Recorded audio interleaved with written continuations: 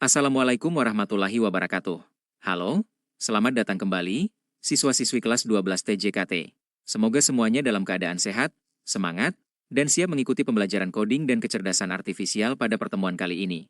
Pada pertemuan sebelumnya, kita sudah belajar tentang dasar-dasar Python. Kita sudah mengenal variabel dan tipe data, operator, input dan output, percabangan, perulangan, serta function. Kemudian pada pertemuan berikutnya, kita juga sudah belajar tentang struktur data Python, yaitu list, tuple, dictionary, dan set. Nah, pada pertemuan keempat ini, kita akan naik satu tingkat lagi. Kita tidak hanya belajar membuat program Python, tetapi mulai mengenal bagaimana Python digunakan untuk mengolah data yang nantinya sangat penting dalam dunia artificial intelligence atau kecerdasan artifisial. Pada pertemuan ini kita akan belajar dua library Python yang sangat penting, yaitu NumPy dan Pandas. NumPy akan membantu kita melakukan komputasi numerik, bekerja dengan array, melakukan operasi matematika, dan mengolah data dalam bentuk angka. Sedangkan Pandas akan membantu kita bekerja dengan data berbentuk tabel, membaca dataset, melakukan analisis, dan mencari informasi penting dari sebuah data. Kenapa ini penting untuk kalian sebagai siswa TJKT? Karena di dunia jaringan komputer, kita bisa berhadapan dengan banyak sekali data. Misalnya data bandwidth, traffic jaringan, perangkat router dan switch, log server, alamat IP, maupun data monitoring jaringan. Data tersebut akan menjadi lebih mudah dianalisis jika kita menggunakan Python dan library yang tepat.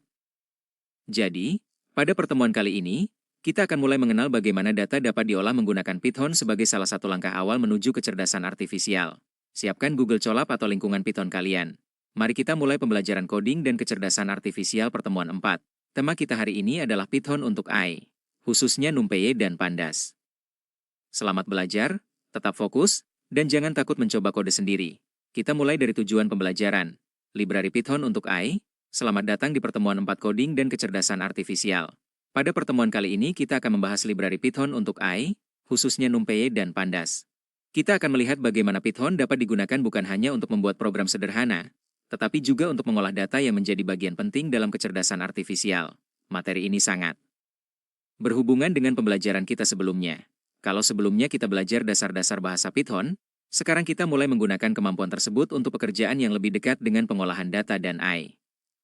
Jadi, pada akhir pembelajaran nanti, kalian diharapkan tidak hanya tahu apa itu NumPy dan Pandas, tetapi juga mampu mencoba menggunakannya dalam program sederhana.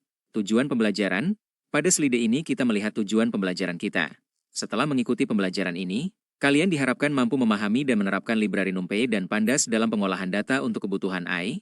Pertama, kalian perlu memahami fungsi NumPy dan Pandas. NumPy digunakan terutama untuk komputasi numerik, seperti mengolah angka, array, dan operasi matematika. Sedangkan Pandas digunakan untuk analisis dan manipulasi data, terutama data yang berbentuk tabel. Kedua, kalian akan belajar membuat dan mengolah array 1 dimensi atau 1D dan array 2 dimensi atau 2D menggunakan NumPy. Ketiga, kalian akan belajar membaca dataset sederhana berbasis CSV menggunakan Pandas. Setelah data dibaca, kita juga akan belajar melihat struktur data dan melakukan analisis sederhana. Dan yang terakhir, semua kemampuan tersebut merupakan salah satu persiapan awal sebelum kita masuk lebih jauh ke pembelajaran machine learning. Jadi, materi hari ini sebenarnya merupakan jembatan dari dasar Python menuju pengolahan data dan kecerdasan artifisial. Apa itu library? Sebelum masuk ke NumPy dan Pandas, kita perlu memahami terlebih dahulu apa yang dimaksud dengan library. Library adalah kumpulan fungsi dan modul yang sudah dibuat sebelumnya dan dapat kita gunakan kembali dalam program Python. Bayangkan kalian ingin membuat sebuah rumah. Kalian tidak harus membuat sendiri setiap batu bata dari awal. Kalian bisa menggunakan bahan bangunan yang sudah tersedia sehingga pekerjaan menjadi lebih cepat. Konsep library kurang lebih seperti itu. Library menyediakan berbagai fungsi yang sudah siap digunakan. Dengan library, kita dapat menghemat waktu dan mengurangi jumlah kode yang harus kita tulis. Selain itu, library biasanya sudah digunakan dan diuji oleh banyak programmer. Kita juga mendapatkan keuntungan dari dokumentasi dan komunitas yang besar. Jadi, daripada membuat semuanya dari nol, kita bisa memanfaatkan library yang sudah tersedia. Inilah salah satu alasan mengapa Python sangat populer dalam bidang data dan kecerdasan artifisial. Mengapa AI membutuhkan library? Sekarang muncul pertanyaan. Mengapa artificial intelligence membutuhkan library? AI banyak berhubungan dengan matematika dan data dalam jumlah besar. Misalnya aljabar linear, statistik, matriks, dan berbagai operasi matematika lainnya. Kalau semua operasi tersebut harus kita program sendiri dari awal, tentu akan membutuhkan waktu yang sangat lama. Selain itu, semakin banyak kode yang kita tulis sendiri, semakin besar pula kemungkinan muncul kesalahan. Nah, Library seperti NumPy membantu mempercepat proses komputasi numerik dan operasi matriks. Sementara Pandas membantu kita mengelola data dalam bentuk tabel. Jadi, kedua library ini menjadi bagian penting dalam proses pengolahan data sebelum data digunakan untuk machine learning. Sederhananya, sebelum sebuah AI belajar, kita harus menyiapkan dan mengolah datanya terlebih dahulu. Dan NumPy serta Pandas membantu kita dalam proses tersebut. Library Python untuk AI. Python memiliki ekosistem library yang sangat luas untuk pengembangan artificial intelligence dan machine learning. Beberapa library yang penting untuk kita kenal antara lain NumPy, Pandas, Matplotlib, Scikit-learn, dan TensorFlow. Pada pertemuan kali ini, fokus kita adalah NumPy dan Pandas. NumPy akan lebih banyak kita gunakan untuk pengolahan angka dan array. Pandas akan kita gunakan untuk pengolahan data berbentuk tabel. Kemudian pada pembelajaran berikutnya, kemampuan ini akan menjadi dasar untuk memahami proses pengolahan dan visualisasi data. Jadi jangan menganggap setiap library sebagai materi yang berdiri sendiri. Library-library tersebut saling berhubungan dan dapat digunakan bersama untuk membangun sebuah proses pengolahan data hingga AI. NumPy. Pengertian. Sekarang kita masuk ke library pertama, yaitu NumPy. NumPy merupakan singkatan dari numerical Python. NumPy adalah library Python open source yang digunakan untuk melakukan komputasi numerik dengan cepat. Salah satu bagian penting dalam NumPy adalah array. Array dapat digunakan untuk menyimpan sekumpulan data angka dalam satu struktur. Kita dapat membuat array satu dimensi, dua dimensi, bahkan multidimensi. NumPy juga menyediakan berbagai fungsi matematika dan statistik. Misalnya menghitung rata-rata menggunakan fungsi min, mencari nilai terbesar dengan max, mencari nilai terkecil dengan min, menghitung jumlah menggunakan sum, dan menghitung standar deviasi dengan std. NumPy juga dapat digunakan dalam operasi matriks dan aljabar linear. Keunggulan lainnya adalah NumPy dirancang untuk melakukan operasi numerik secara efisien. Jadi, ketika kita bekerja dengan data angka dalam jumlah banyak, NumPy dapat menjadi alat yang sangat membantu. NumPy, import dan setup. Sebelum menggunakan NumPy, kita perlu mengimport library tersebut ke dalam program Python. Jika menggunakan lingkungan Python tertentu, NumPy dapat diinstal menggunakan perintah pip install numpy. Namun jika kalian menggunakan Google Colab, NumPy biasanya sudah tersedia secara default. Jadi kita bisa langsung melakukan import. Perintahnya adalah import numpy as np. Di sini kita menggunakan np sebagai alias atau nama singkat untuk NumPy. Mengapa menggunakan np? Karena np merupakan konvensi yang umum digunakan oleh programmer Python. Setelah NumPy diimport dengan alias np, kita dapat memanggil fungsi NumPy menggunakan awalan np. Contohnya, untuk membuat array kita dapat menggunakan np. Array. Jadi mulai sekarang, kalau kalian melihat kode np array, ingat bahwa np merupakan alias dari library NumPy. NumPy, array 1D. Sekarang kita akan membuat array satu dimensi atau array 1D. Perhatikan contoh pada slide. Kita membuat sebuah array yang berisi nilai 80, 85, 90, dan 95. Array tersebut dibuat menggunakan fungsi np array. Jika kita mencetak array, hasilnya akan menampilkan kumpulan angka tersebut. Kita juga dapat mengakses setiap elemen menggunakan indeks. Ingat kembali. Materi Python kita tentang list, indeks dimulai dari angka 0. Jadi elemen pertama berada pada indeks 0. Elemen ketiga berada pada indeks 2. Kita juga dapat menggunakan indeks negatif. Indeks -1 berarti mengambil elemen terakhir. Jadi pada contoh ini, nilai terakhir yaitu 95 dapat diambil menggunakan nilai -1. Konsep indexing ini sebenarnya sudah kalian pelajari ketika belajar struktur data Python. Sekarang konsep tersebut kita gunakan pada array NumPy. NumPy, array 2D, kalau tadi kita menggunakan array 1 dimensi, sekarang kita naik ke array 2 dimensi atau 2D. Array 2D dapat kita bayangkan seperti tabel atau matriks yang memiliki baris dan kolom. Pada contoh ini kita memiliki 3 baris dan 3 kolom. Isinya adalah angka dari 1 sampai 9. Ketika kita menggunakan matrix.shape, hasilnya adalah 3,3. Artinya array tersebut memiliki 3 baris dan 3 kolom. Untuk mengakses elemen tertentu, kita menggunakan format indeks baris dan kolom. Misalnya matriks indeks 0,1 akan mengambil elemen pada baris indeks 0 dan kolom indeks 1. Hasilnya adalah angka 2. Kita juga dapat melakukan switching. Switching digunakan untuk mengambil sebagian data dari array. Konsep ini penting karena pada pengolahan data kita seringkali tidak membutuhkan seluruh data sekaligus. Kita hanya perlu mengambil bagian tertentu. NumPy, operasi matematika. Salah satu keunggulan NumPy adalah menyediakan fungsi matematika dan statistik yang mudah digunakan. Pada contoh ini, kita memiliki array berisi nilai siswa. Kemudian kita dapat menghitung rata-ratanya menggunakan fungsi min. Untuk mencari nilai tertinggi kita menggunakan max. Untuk mencari nilai terendah kita menggunakan min. Untuk menjumlahkan seluruh nilai kita menggunakan sum. Dan untuk melihat sebaran data kita dapat menggunakan std atau standar deviasi. Jadi dengan beberapa fungsi sederhana, kita sudah dapat melakukan analisis dasar terhadap sekumpulan angka. Hal ini akan sangat berguna ketika kita berhadapan dengan dataset. Daripada menghitung semuanya secara manual, kita dapat menggunakan fungsi yang telah disediakan oleh NumPy. Praktik 1. NumPy Array Nilai Siswa. Sekarang kita masuk ke praktik pertama. Kasusnya sederhana, yaitu kita mempunyai nilai dari 6 orang siswa. Kita membuat array NumPy yang berisi nilai 80, 85, 90, 95, 78, dan 88. Kemudian kita akan menghitung beberapa statistik dasar. Pertama adalah rata-rata menggunakan min, hasil rata-ratanya adalah 86. Kemudian kita mencari nilai tertinggi menggunakan max dan hasilnya adalah 95. Nilai terendah menggunakan min dan hasilnya adalah 78. Terakhir, kita menjumlahkan seluruh nilai menggunakan sum dan hasilnya adalah 516. Dari contoh sederhana ini kita dapat melihat bagaimana NumPy membantu melakukan pengolahan data angka dengan cepat. Silakan kalian perhatikan setiap fungsi yang digunakan. Jangan hanya menghafalkan namanya. Pahami juga kapan fungsi tersebut digunakan. Praktik 2, NumPy Array 2 di Network Monitoring. Sekarang kita menggunakan contoh yang lebih dekat dengan bidang TJKT, yaitu Network Monitoring. Pada contoh ini kita memiliki data traffic jaringan dalam satuan Mbps. Baris menunjukkan waktu pengamatan, yaitu pukul 00, 6 pagi, 12 siang, dan 16 atau 18 sore sesuai data pada tabel.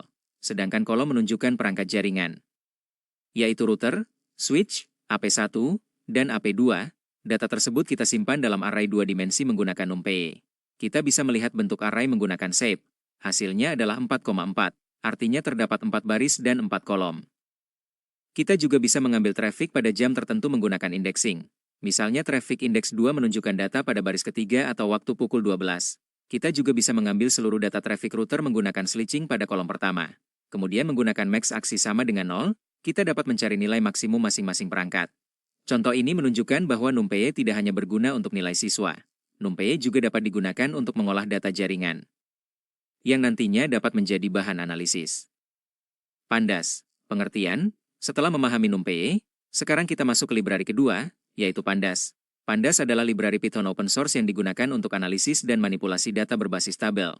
Kalau NumPy sangat kuat untuk komputasi numerik dan array, Pandas sangat nyaman digunakan ketika kita bekerja dengan data berbentuk tabel. Misalnya data siswa, data inventaris perangkat, data bandwidth, maupun log server. Pandas memiliki struktur data utama yang disebut series dan data frame. Dengan Pandas kita dapat membaca file CSV, Excel, John, melakukan filtering, memilih data tertentu, dan melakukan analisis statistik. Jadi kalau kalian membayangkan Excel atau tabel database, Pandas dapat membantu kita melakukan banyak pekerjaan tersebut menggunakan kode Python. Pandas, import dan setup. Untuk menggunakan Pandas, pertama kita perlu melakukan import. Jika diperlukan, kita dapat menginstal Pandas menggunakan pip install Pandas. Namun seperti NumPy, Pandas biasanya sudah tersedia di Google Colab. Kita kemudian menuliskan import Pandas as PD. Di sini PD merupakan alias yang umum digunakan untuk Pandas. Setelah diimport, kita dapat menggunakan berbagai fungsi Pandas. Misalnya PD data frame untuk membuat tabel dan PD read_csv untuk membaca file CSV. Jadi kalian akan sering melihat kode PD pada program Pandas. Pandas, series. Sekarang kita mengenal struktur data pertama dalam Pandas, yaitu series. Series merupakan struktur data satu dimensi. Secara sederhana, series dapat kita bayangkan seperti sebuah kolom data. Namun series memiliki kelebihan karena setiap data dapat memiliki label indeks. Pada contoh ini kita memiliki nilai 10, 20, dan 30. Kemudian indeksnya kita beri label A, B, dan C. Ketika dicetak, kita dapat melihat label tersebut berada di sebelah nilai. Series dapat menyimpan berbagai jenis data, seperti integer, float, string, dan objek Python lainnya. Jadi series merupakan salah satu dasar penting sebelum kita memahami data frame. Pandas, data frame. Sekarang kita sampai pada salah satu struktur data paling penting dalam Pandas, yaitu data frame. Data frame adalah struktur data dua dimensi yang bentuknya mirip tabel. Ada baris dan ada kolom. Kalau kalian pernah menggunakan Microsoft Excel atau tabel pada database, konsep data frame akan terasa cukup familiar. Pada contoh ini terdapat 3 kolom, yaitu nama, nilai, dan kelas. Kemudian terdapat 3 baris data siswa.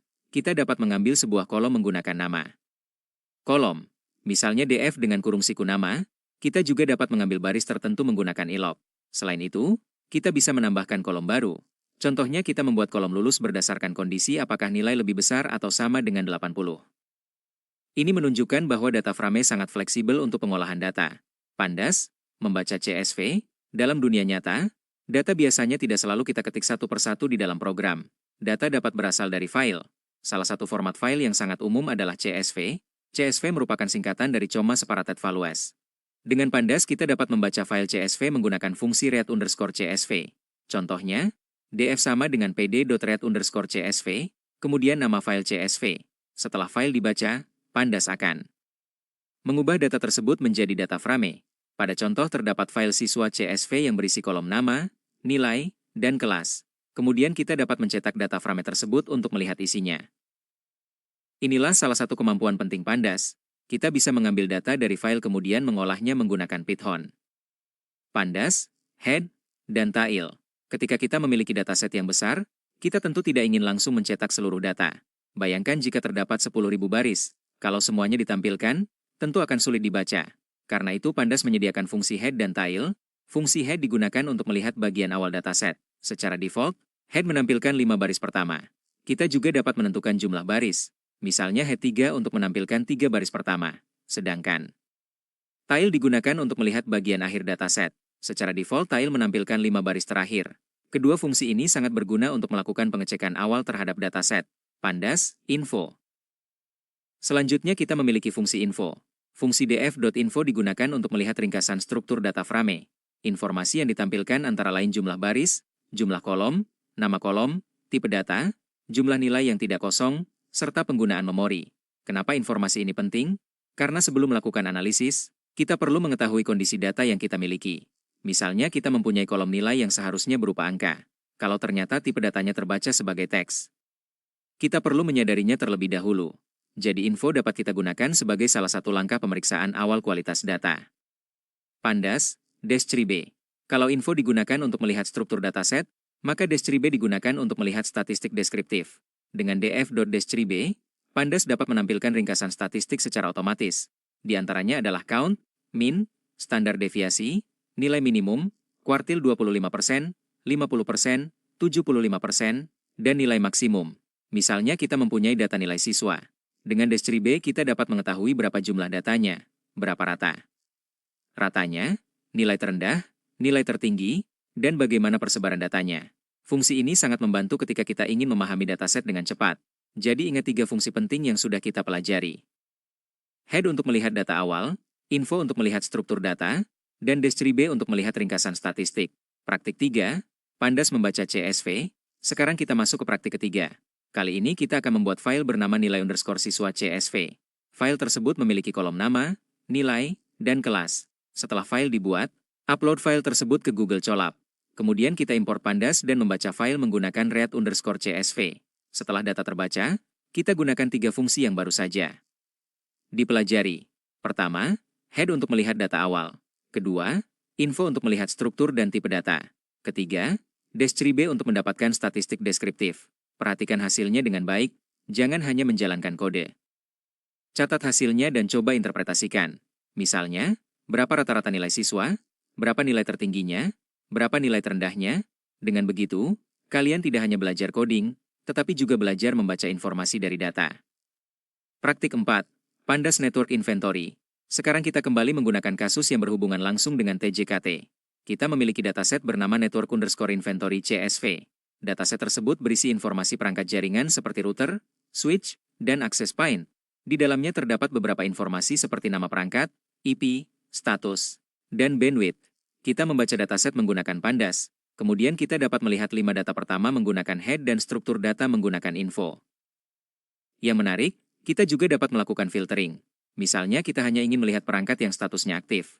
Kita dapat menggunakan kondisi df dengan status sama dengan aktif. Hasilnya hanya akan menampilkan perangkat yang memenuhi kondisi tersebut. Kita juga dapat menggunakan -B untuk mendapatkan statistik bandwidth. Jadi, Pandas dapat membantu teknisi jaringan memahami data inventaris dan kondisi perangkat secara lebih cepat. Praktik 5, filtering data. Sekarang kita masuk ke konsep penting dalam Pandas, yaitu filtering data. Filtering berarti kita memilih baris data berdasarkan kondisi tertentu. Misalnya kita mempunyai data nilai siswa.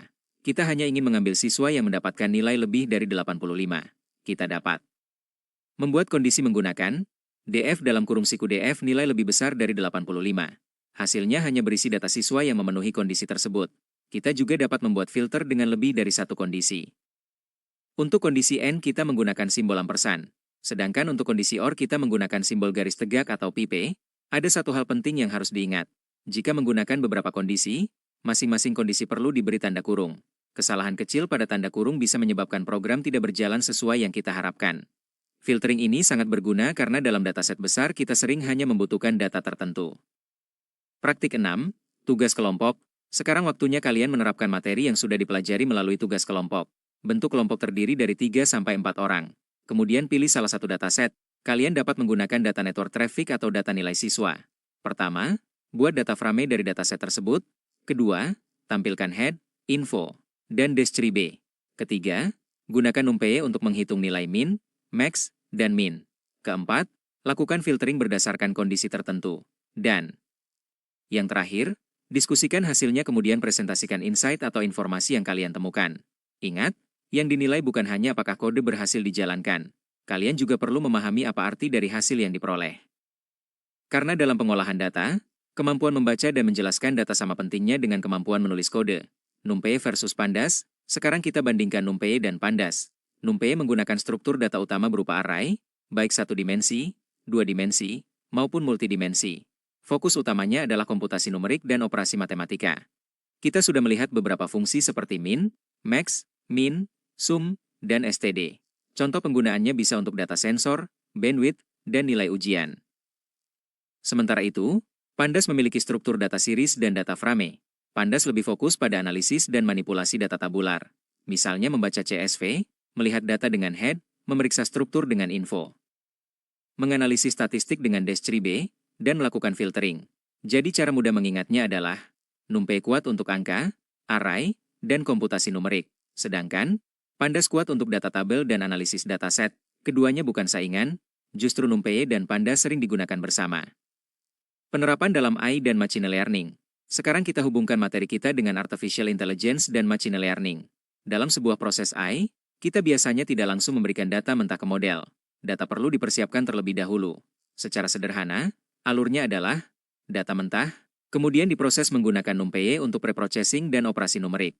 Setelah itu, Pandas dapat digunakan untuk cleaning dan analisis data berbentuk tabel, kemudian data yang sudah siap dapat digunakan sebagai input untuk model machine learning. Contoh penerapannya dalam bidang TJKT adalah monitoring jaringan.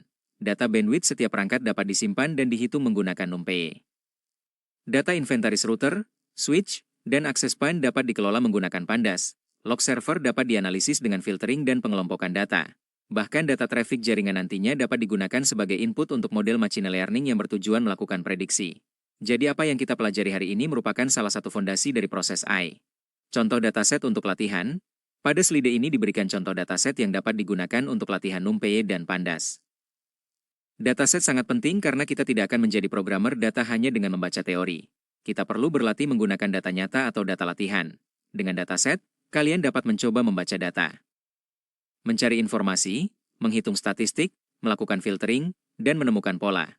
Dataset juga menjadi bahan penting ketika kita nanti belajar visualisasi data. Karena setelah data berhasil diolah, kita dapat mengubahnya menjadi bentuk visual seperti grafik agar informasi lebih mudah dipahami. Jadi mulai sekarang biasakan diri kalian untuk tidak takut melihat dataset yang cukup banyak. Anggap dataset sebagai bahan latihan untuk memecahkan masalah. Baik, siswa-siswi. Sekarang kita masuk ke simulasi praktik satu library Python untuk AI. Pada simulasi ini kita akan belajar secara bertahap. Di bagian sebelah kiri terdapat identitas dan tujuan pembelajaran. Kita akan melewati 4 materi. Materi pertama adalah pengenalan library Python, materi kedua adalah NumPy, materi ketiga adalah Pandas. Dan materi keempat adalah penerapan Pandas pada data yang berhubungan dengan AI dan jaringan. Jadi ikuti langkahnya satu persatu. Jangan terburu-buru pindah ke materi berikutnya sebelum memahami bagian yang sedang kita pelajari. Sekarang kita berada pada materi 1 dari 4, yaitu pengenalan library Python. Sebelum kita menjalankan kode, kita pahami dulu konsepnya. Library adalah kumpulan kode siap pakai yang dapat kita gunakan untuk membantu menyelesaikan pekerjaan tertentu. Jadi kita tidak harus membuat semuanya dari awal. Misalnya kita ingin melakukan perhitungan angka yang cukup rumit. Kita bisa menggunakan library yang sudah menyediakan fungsi tersebut. Sekarang perhatikan bagian mengapa AI menggunakan library. Artificial Intelligence membutuhkan banyak perhitungan matematika. Kalau kita harus membangun seluruh perhitungan tersebut dari nol, tentu akan sangat rumit dan membutuhkan waktu. Karena itu digunakanlah library. Librari seperti NumPy dan TensorFlow sudah menyediakan berbagai perhitungan yang telah dioptimalkan sehingga prosesnya lebih cepat dan lebih mudah digunakan. Jadi programmer dapat lebih fokus pada penyelesaian masalah, bukan membuat ulang semua perhitungan dari awal. Sekarang kita lihat contoh librari yang populer. Yang pertama adalah NumPy. NumPy digunakan untuk perhitungan angka dan array. Kemudian ada Pandas. Pandas digunakan untuk mengolah data dalam bentuk tabel. NumPy dan Pandas ini sangat penting karena menjadi fondasi banyak pekerjaan data menggunakan Python. Berikutnya ada Matplotlib. Matplotlib digunakan untuk membuat grafik dan visualisasi data. Kemudian ada Scikit-learn. Scikit-learn menyediakan berbagai algoritma machine learning yang siap digunakan. Dan yang terakhir adalah TensorFlow. TensorFlow dapat digunakan untuk membangun dan melatih model deep learning. Jadi, coba kalian ingat hubungan kelima librari ini. NumPy untuk angka dan array. Pandas untuk data tabel, Matplotlib untuk visualisasi, Scikit-learn untuk machine learning, dan TensorFlow untuk deep learning. Kita tidak perlu menghafalkan semuanya sekarang. Yang penting kalian memahami fungsi dasarnya. Setelah membaca materi ini, tugas kalian sederhana, pahami 3 hal. Pertama, apa yang dimaksud dengan librari? Kedua, mengapa artificial intelligence membutuhkan librari? Dan ketiga, kenali contoh librari yang biasa digunakan dalam AI. Kalau sudah memahami bagian ini, kita lanjut ke materi 2, yaitu NumPy. Langkah 1. Import NumPy. Sekarang kita masuk ke materi 2, yaitu NumPy. NumPy digunakan untuk melakukan perhitungan numerik dan bekerja dengan array. Perhatikan kode yang sudah tersedia. Baris pertama adalah import NumPy as NP, artinya kita mengaktifkan librari NumPy. Kemudian kita memberikan nama pendek, yaitu NP. Jadi kalau nanti kita ingin memanggil fungsi NumPy, kita cukup menggunakan NP. Langkah 2. Membuat array. Sekarang kita masuk ke baris kedua. Nilai sama dengan np.array. Di dalam array terdapat 4 angka, 80, 85, 90, dan 95. Apa yang dilakukan oleh kode ini? Kode tersebut mengubah list biasa menjadi array NumPy. Array ini dirancang untuk melakukan perhitungan angka dengan lebih efisien. Langkah 3. Rata-rata. Sekarang kita lihat baris berikutnya. Print nilai.min. Fungsi min digunakan untuk mencari nilai rata-rata seluruh elemen array, jadi Python akan menghitung rata-rata dari 80, 85, 90, dan 95, kita tidak perlu membuat perulangan untuk menjumlahkan satu persatu. NumPy sudah menyediakan fungsi min untuk melakukan perhitungan tersebut. Sekarang klik Run. Perhatikan output yang muncul. Nilai yang ditampilkan adalah rata-rata dari seluruh data. Langkah 4. Nilai maksimum. Berikutnya kita mempunyai print nilai.max. Fungsi max digunakan untuk mencari nilai paling besar di dalam array. Dari data kita, nilai tertingginya adalah 95. Langkah 5. Nilai minimum. Kemudian ada nilai.min. Fungsi min digunakan untuk mencari nilai terkecil. Dari data kita, nilai terendahnya adalah 80. Jadi pada praktik NumPy ini kita sudah menggunakan 4 hal penting. Pertama, NP, array untuk membuat array. Kedua, min untuk mencari rata-rata. Ketiga, max untuk mencari nilai terbesar. Dan keempat, min untuk mencari nilai terkecil. Ini adalah contoh sederhana bagaimana NumPy membantu kita melakukan perhitungan terhadap data numerik. Sekarang jangan hanya melihat contoh. Kita coba melakukan sedikit eksperimen. Ubah isi array, misalnya tambahkan nilai 70 atau 100, kemudian jalankan kembali. Perhatikan bagaimana nilai rata-rata, nilai maksimum, dan nilai minimum ikut berubah. Kita juga bisa mencoba operasi matematika. Misalnya, print nilai tambah 5, dengan NumPy, operasi tersebut dapat diterapkan ke seluruh elemen array. Inilah salah satu kelebihan array NumPy. Sekarang kita lanjut ke materi 3, yaitu Pandas. Kalau NumPy tadi banyak digunakan untuk data numerik dan array, Pandas akan membantu kita ketika bekerja dengan data berbentuk tabel. Langkah 1. Import Pandas. Baris pertama adalah import Pandas as PD. Artinya kita mengaktifkan librari Pandas. Sama seperti NumPy, kita menggunakan nama pendek. Untuk Pandas, nama pendek yang umum digunakan adalah PD. Jadi nanti ketika kita melihat PD, artinya kita sedang menggunakan librari Pandas. Langkah 2. Membaca file CSV. Sekarang kita masuk ke baris kedua. Data sama dengan pd.read_csv. Kemudian di dalam kurung terdapat nama file siswa CSV. Fungsi read_csv digunakan untuk membaca file CSV. Setelah dibaca, data tersebut akan menjadi sebuah data frame. Data frame bisa kita bayangkan seperti tabel yang memiliki baris dan kolom. Jadi data yang sebelumnya tersimpan dalam file CSV sekarang sudah bisa kita olah menggunakan Python. Langkah 3. Menampilkan data. Sekarang kita gunakan print data.head. Fungsi head digunakan untuk melihat 5 baris pertama dari dataset. Kenapa tidak langsung menampilkan semua data? Karena dataset dalam dunia nyata bisa memiliki ribuan bahkan jutaan baris, kita cukup melihat beberapa baris pertama untuk mengetahui gambaran awal dari data tersebut. Sekarang kita jalankan. Perhatikan output yang muncul, kita dapat melihat beberapa baris pertama dari dataset siswa. Sekarang kita coba eksperimen. Kalau tadi kita menggunakan data.head, kita bisa menentukan jumlah baris yang ingin ditampilkan. Misalnya, data.head 3, artinya kita hanya ingin melihat 3 baris pertama. Coba jalankan dan lihat perbedaannya. Kita juga bisa menambahkan print data.info. Fungsi info akan memberikan informasi mengenai struktur data frame. Jadi mulai sekarang kalian bisa mencoba beberapa fungsi Pandas sendiri. Materi 4. Penerapan pada AI. Sekarang kita masuk ke materi terakhir dalam simulasi ini, yaitu penerapan pada AI. Di bagian ini kita mulai menghubungkan Pandas dengan data yang lebih dekat dengan dunia nyata, khususnya data jaringan. Dataset pertama, trafik jaringan. Kita mulai dengan dataset traffic_jaringan CSV. Data trafik jaringan dapat berisi informasi mengenai lalu lintas data pada jaringan. Misalnya jumlah trafik yang melewati sebuah perangkat pada waktu tertentu. Data seperti ini sangat relevan dengan bidang TJKT. Jalankan kode, kita membaca file tersebut menggunakan Pandas. Kemudian menggunakan head, kita tampilkan 5 baris pertama. Dengan cara ini kita bisa melihat seperti apa bentuk data trafik jaringan yang akan kita analisis. Dataset kedua, nilai siswa. Sekarang kita coba dataset yang berbeda. Pilih dataset nilai siswa. File yang digunakan adalah siswa CSV, jalankan kembali kodenya. Perhatikan bahwa kode Python yang kita gunakan hampir sama, yang berubah adalah dataset yang kita baca. Ini menunjukkan salah satu kelebihan Pandas. Kode yang sama dapat digunakan untuk mengolah berbagai jenis data berbentuk tabel. Dataset ketiga, perangkat jaringan. Sekarang kita coba dataset ketiga, yaitu dataset perangkat jaringan.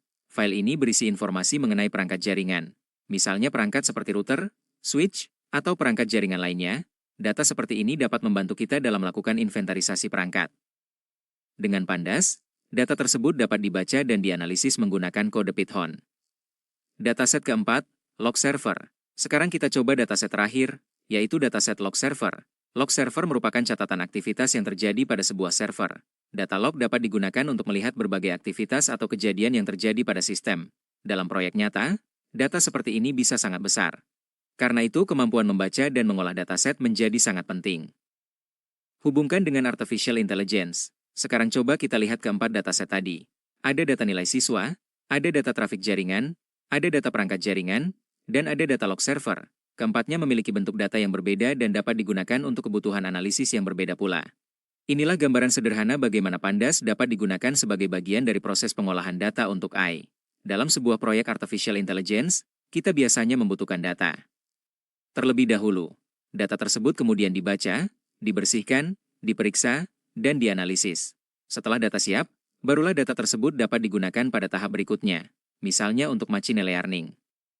Tugas simulasi praktik 1. Sekarang giliran kalian. Untuk menyelesaikan simulasi praktik ini, jangan hanya mencoba satu dataset, kalian diminta mencoba minimal 2 dataset yang berbeda. Misalnya pertama pilih dataset trafik jaringan, kemudian pilih dataset log server, jalankan kodenya dan perhatikan perbedaan data yang muncul. Setelah itu coba jelaskan. Apa jenis data yang kalian lihat? Apa perbedaan antara kedua dataset tersebut? Dan menurut kalian, bagaimana data tersebut dapat digunakan dalam bidang TJKT atau Artificial Intelligence? Baik, siswa-siswi. Kita sudah menyelesaikan simulasi praktik 1. Pada simulasi tadi kita sudah mengenal library Python yang banyak digunakan dalam pengolahan data dan Artificial Intelligence. Kita juga sudah mencoba NumPy untuk membuat dan mengolah array, serta Pandas untuk membaca dan mengeksplorasi data dalam bentuk tabel. Kita bahkan sudah mencoba beberapa contoh dataset, seperti data nilai siswa, trafik jaringan, perangkat jaringan, dan log server. Dari praktik tersebut kita mulai melihat bahwa Python tidak hanya digunakan untuk membuat program sederhana, tetapi juga dapat digunakan untuk mengolah data yang nantinya dapat menjadi bagian dari proses Artificial Intelligence. Nah, setelah mengenal konsep dan contoh penggunaannya, sekarang kita akan mempraktikannya dengan lebih mendalam. Sekarang kita masuk ke simulasi praktik 2, praktik NumPy dan Pandas. Pada simulasi kedua ini kita akan lebih banyak menulis dan menjalankan kode secara langsung. Kita akan mulai dari dasar, yaitu melakukan import NumPy, kemudian kita akan membuat array 1 dimensi dan 2 dimensi. Setelah itu kita akan melakukan beberapa perhitungan menggunakan NumPy, seperti mencari rata-rata, nilai tertinggi, dan nilai terendah. Selanjutnya kita berpindah ke Pandas. Kita akan belajar membuka dataset CSV, kemudian melihat bagian awal dan akhir data menggunakan head dan tail. Kita juga akan menggunakan info untuk mengetahui struktur dataset dan Dash3B untuk melihat ringkasan statistiknya. Terakhir, kalian akan melakukan eksplorasi dataset secara berkelompok. Jadi pada praktik kedua ini, kalian tidak hanya mengikuti contoh, tetapi mulai belajar mengamati data, menemukan informasi, dan menarik kesimpulan dari data tersebut. Silakan siapkan Google Colab kalian. Pastikan koneksi internet sudah tersedia dan notebook sudah siap digunakan. Kalau sudah siap, mari. Kita mulai dari praktik 1, import NumPy. Sekarang kita berada di praktik 1, import NumPy. Tujuan praktik pertama ini sangat sederhana. Kita ingin memastikan bahwa library NumPy sudah dapat digunakan pada Google Colab kita. Perhatikan code cell yang ada di sebelah kanan. Langkah 1. Import. Baris pertama adalah import NumPy as NP. Kata import digunakan untuk memasukkan library ke dalam program. Kemudian kita menuliskan NumPy, yaitu nama library yang akan kita gunakan. Sedangkan as NP berarti kita memberikan nama singkat untuk NumPy. Jadi mulai sekarang, ketika kita menulis NP, Python akan mengenalinya sebagai NumPy. Di Google Colab, NumPy biasanya sudah tersedia secara otomatis. Jadi kita tidak perlu menginstal NumPy terlebih dahulu. Kita cukup melakukan import. Langkah 2. Membuat array. Sekarang kita masuk ke baris kedua. Kita membuat variabel bernama ar, kemudian kita menggunakan np array. Di dalam array tersebut terdapat angka 1, 2, dan 3. Jadi kita sedang membuat array NumPy sederhana.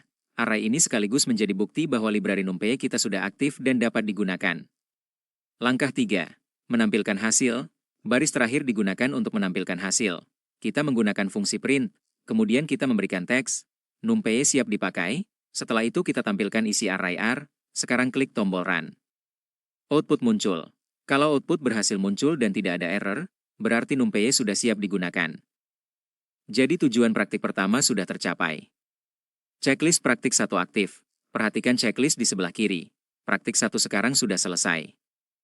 Praktik 2, membuat array. Sekarang kita lanjut ke praktik 2, membuat array. Pada praktik ini kita akan mengenal dua bentuk array, yaitu array 1 dimensi atau 1D, dan array 2 dimensi atau 2D. Ini penting karena pada pengolahan data, bentuk data tidak selalu sama. Array 1 dimensi. Pertama kita membuat variabel suhu underscore mingguan. Isinya adalah 5 data suhu, 30, 28, 26, 31, dan 29. Kita menyimpannya dalam array NumPy. Karena data ini hanya tersusun dalam satu baris, maka ini disebut array 1 dimensi atau 1D. Contohnya sangat sederhana. Kita bisa membayangkan data ini sebagai suhu dari hari pertama sampai hari kelima. Jadi satu baris angka sudah cukup untuk mewakili data tersebut. Array 2 dimensi. Sekarang kita membuat array kedua bernama matrix underscore ip. Perhatikan bentuknya. Di dalam NP, array terdapat dua list. List pertama berisi 192, 168, 1, 1. List kedua berisi 192, 168, 1, 2. Karena terdapat beberapa baris, maka ini disebut array 2 dimensi atau 2D. Kalau array 1D tadi seperti satu baris data, maka array 2D bisa kita bayangkan seperti tabel atau grid. Konsep ini sangat cocok untuk data yang memiliki baris dan kolom. Hubungkan dengan TJKT. Kenapa kita menggunakan contoh alamat IP? Karena kalian adalah siswa TJKT. Dalam bidang jaringan komputer kita sering berhadapan dengan data alamat IP, perangkat, bandwidth, maupun konfigurasi jaringan.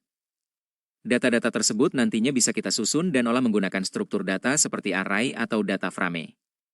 Menampilkan hasil, sekarang dua data tadi kita tampilkan menggunakan print. Jalankan kodenya.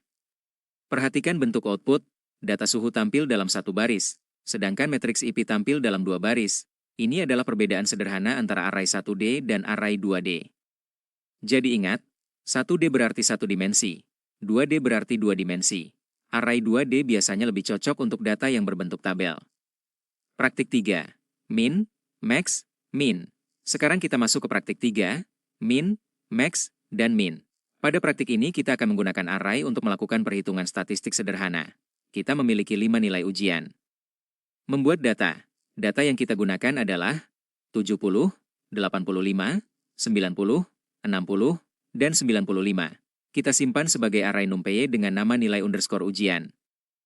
Min, sekarang kita menggunakan metode min. Min digunakan untuk menghitung rata-rata, jadi NumPy akan menghitung rata-rata dari seluruh nilai yang terdapat dalam array. Kita tidak perlu menghitung satu persatu menggunakan rumus manual. Kita cukup menggunakan nilai underscore ujian min. Run. Sekarang perhatikan hasilnya. rata-ratanya adalah 80. Max, selanjutnya kita gunakan Max. Max digunakan untuk mencari nilai tertinggi. Dari data kita, nilai tertingginya adalah 95. Min, kemudian Min. Min digunakan untuk mencari nilai terendah. Dari data kita, nilai terendahnya adalah 60. Hubungkan dengan pertemuan 2. Perhatikan sesuatu yang menarik. Pada pertemuan 2 kalian sudah belajar perulangan atau for. Secara teori, kita sebenarnya bisa membuat program sendiri untuk menjumlahkan data, mencari nilai terbesar, dan mencari nilai terkecil. Tetapi dengan NumPy, pekerjaan tersebut menjadi jauh lebih singkat. Kita cukup menggunakan metode min, max, dan min. Jadi library membantu kita bekerja lebih efisien. Praktik 4.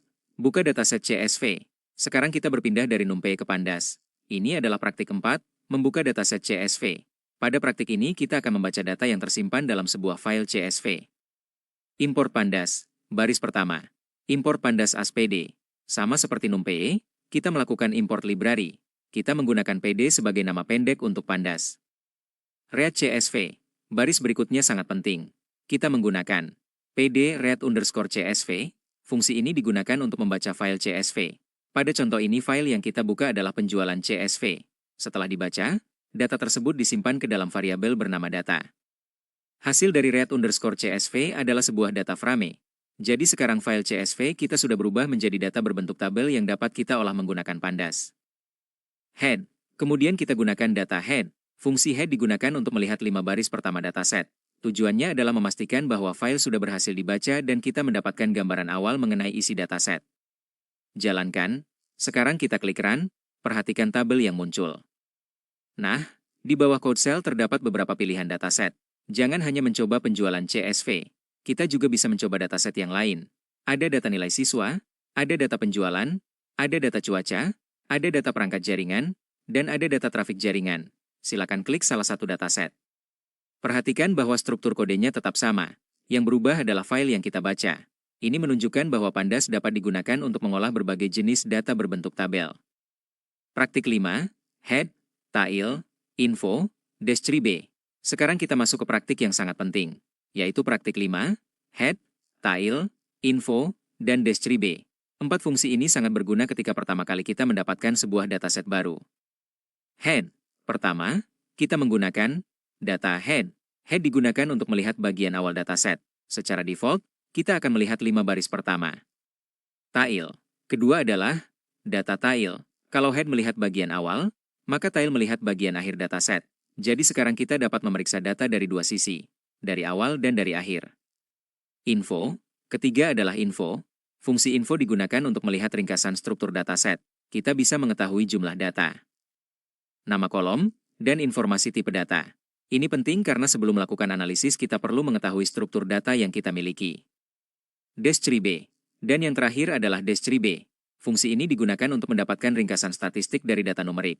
Kita dapat melihat jumlah data, rata-rata, standar deviasi, nilai minimum, kuartil, sampai nilai maksimum. Jadi kalau kita mendapatkan dataset baru dan belum tahu isinya, 4 fungsi ini sangat membantu.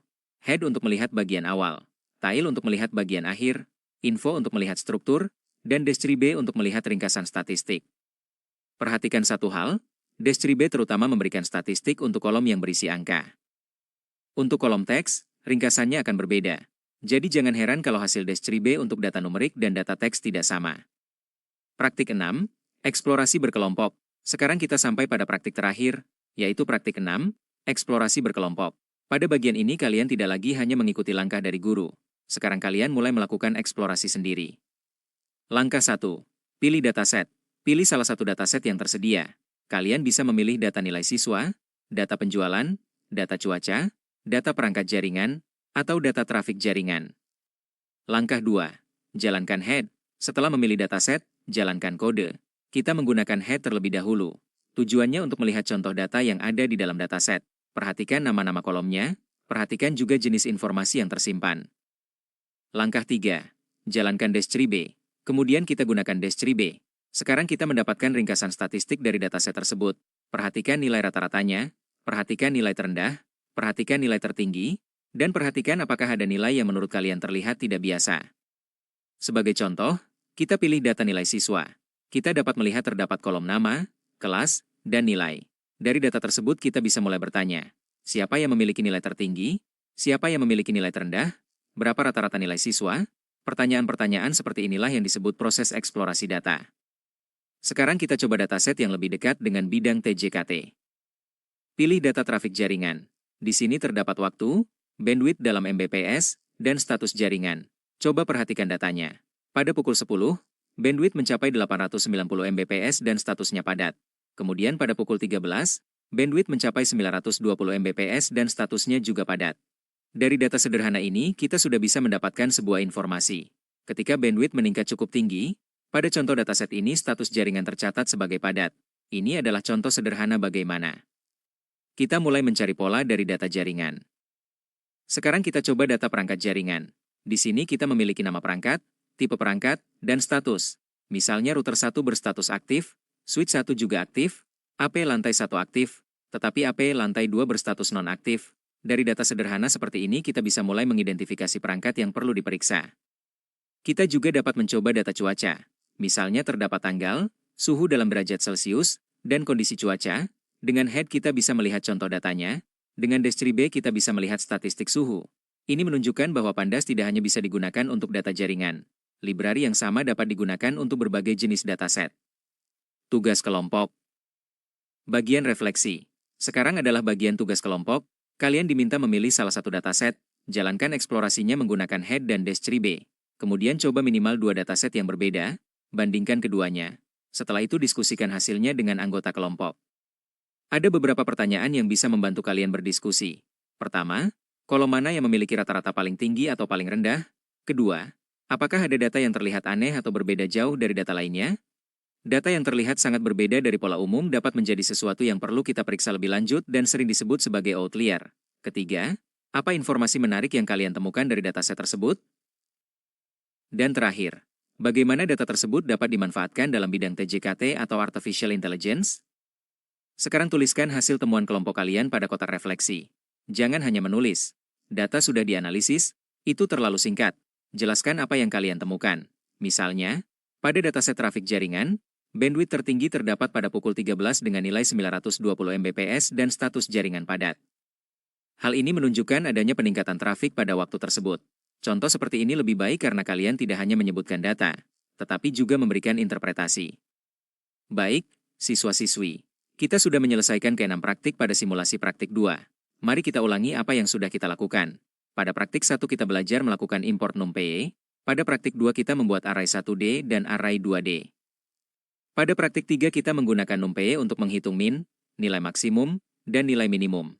Kemudian pada praktik 4 kita mulai menggunakan Pandas untuk membaca file CSV. Pada praktik 5 kita belajar 4 fungsi penting untuk mengenali dataset, yaitu head, tail, info, dan Destrib.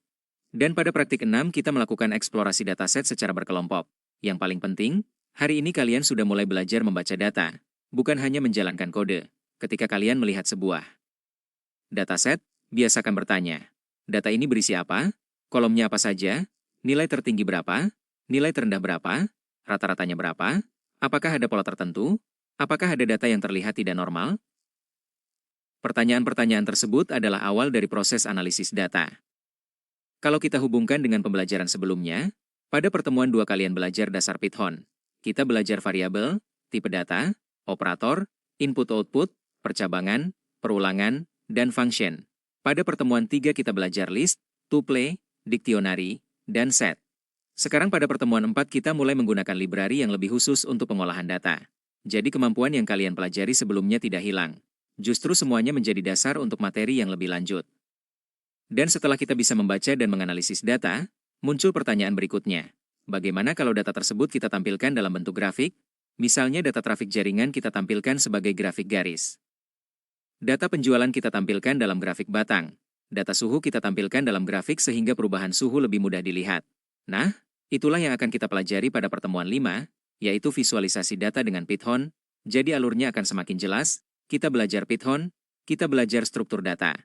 Kita belajar mengolah data dengan NumPy dan Pandas. Kemudian kita belajar memvisualisasikan data. Setelah itu, kemampuan tersebut dapat menjadi bekal untuk masuk lebih jauh ke dunia Artificial Intelligence dan Machine Learning.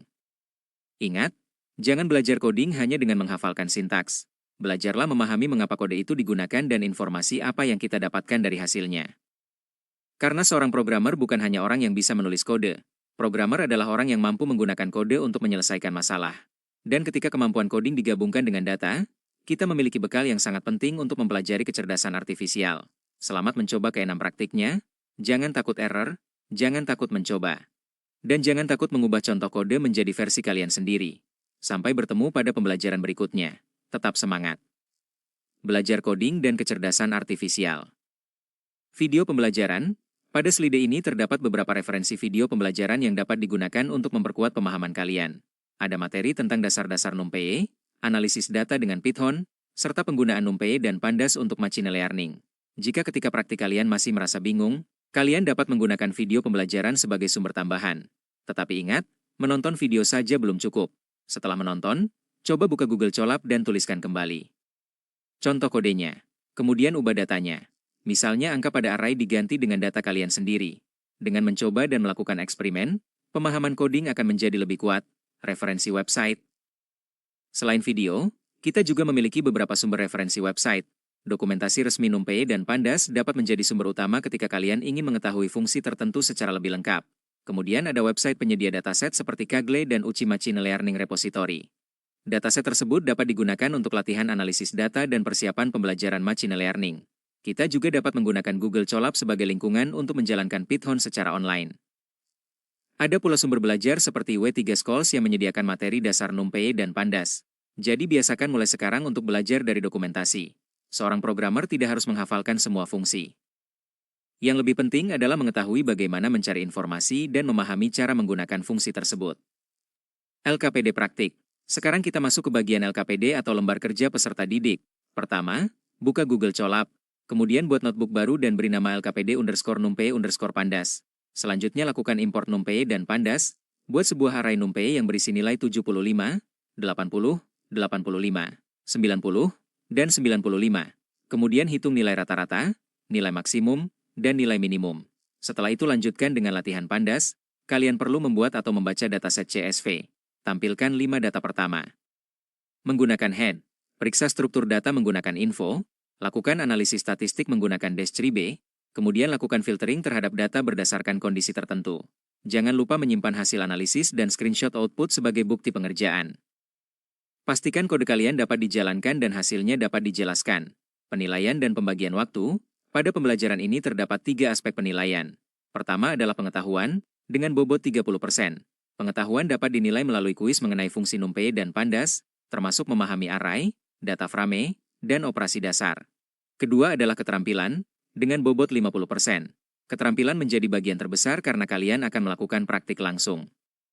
Menggunakan Google Colab, kalian akan membuat array, membaca CSV, melakukan filtering, dan melakukan analisis sederhana.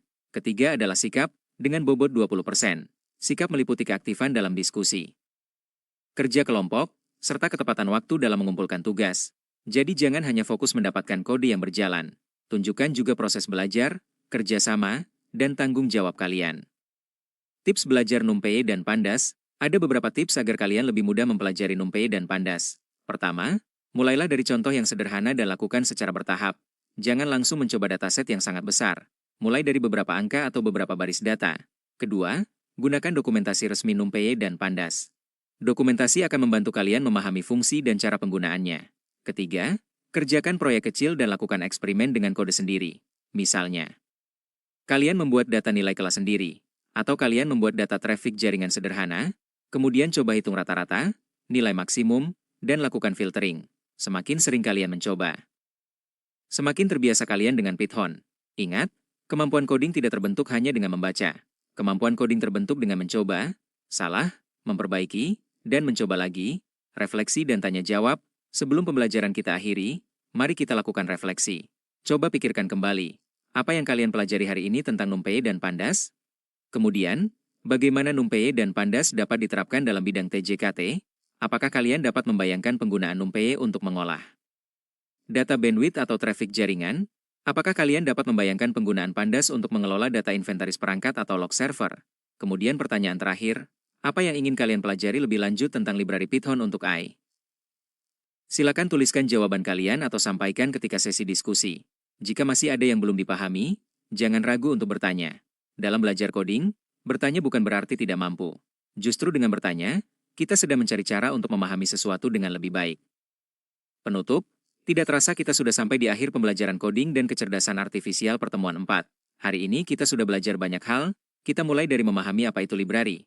Kemudian kita memahami mengapa library sangat penting dalam pengembangan artificial intelligence. Kita sudah mengenal NumPy untuk komputasi numerik dan array. Kita belajar array 1D dan array 2D. Kita juga belajar operasi matematika seperti min, max, min, sum, dan standar deviasi. Kemudian kita mengenal pandas. Kita belajar series dan data frame. Kita belajar membaca file CSV menggunakan read_CSV. Kita belajar melihat data menggunakan head dan tail. Kita belajar memeriksa struktur data menggunakan info. Kita juga belajar mendapatkan statistik deskriptif menggunakan dash-tree. Dan yang tidak kalah penting, kita sudah belajar melakukan filtering data. Semua kemampuan tersebut merupakan bekal penting dalam perjalanan kita mempelajari data dan kecerdasan artifisial. Kalian mungkin sekarang baru belajar menghitung nilai siswa atau membaca data perangkat jaringan. Tetapi konsep yang sama dapat digunakan untuk menangani dataset yang jauh lebih besar di dunia nyata. Dalam bidang TJKT, data, traffic jaringan, bandwidth, log server, perangkat jaringan, dan berbagai informasi lainnya dapat dianalisis menggunakan Python. Setelah data dapat kita olah, langkah berikutnya adalah bagaimana membuat data tersebut lebih mudah dipahami. Nah, pada pertemuan 5, sesuai dengan rencana pembelajaran kita akan melanjutkan dengan materi visualisasi data dengan Python. Kita akan belajar bagaimana data yang masih berupa angka dan tabel dapat disajikan dalam bentuk visual sehingga informasi dan pola di dalam data lebih mudah kita lihat dan pahami. Jadi, jangan berhenti sampai di sini. Terus berlatih. Karena belajar coding bukan tentang siapa yang paling cepat menghafal kode. Belajar coding adalah tentang melatih logika, ketelitian, kreativitas, dan kemampuan memecahkan masalah. Dan ketika kemampuan coding tersebut digabungkan dengan pengolahan data, kita mulai memiliki bekal untuk memahami bagaimana kecerdasan artifisial bekerja. Ingat satu hal, data adalah bahan bakar AI. Kuasai datamu, kuasai masa depanmu. Terima kasih sudah mengikuti pembelajaran coding dan kecerdasan artifisial pertemuan 4. Tetap semangat belajar, tetap berani mencoba, dan jangan takut ketika kode kalian mengalami error. Karena error adalah bagian dari proses belajar menjadi seorang programmer. Sampai bertemu di pertemuan 5 akan membahas belajar visualisasi data dengan Python. Wassalamualaikum warahmatullahi wabarakatuh.